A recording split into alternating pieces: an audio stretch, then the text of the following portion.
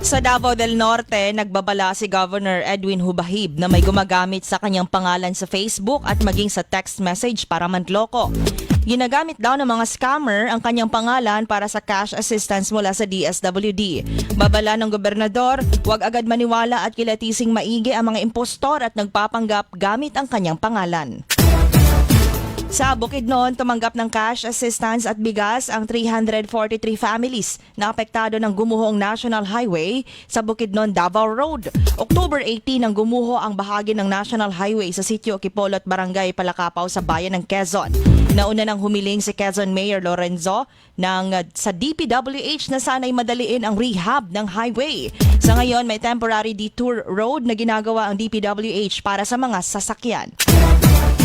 Sa Davao City, bukas na ngayong araw ang Kidney and Transplants Institute ng Southern Philippines and Medical Center SPMC para tumulong sa mga dialysis at chronic kidney disease patients sa lungsod. Ito ay may 62 bed capacity at kabilang din sa mga serbisyo ay ang hemodialysis, peritoneal dialysis immunology lab at iba pa.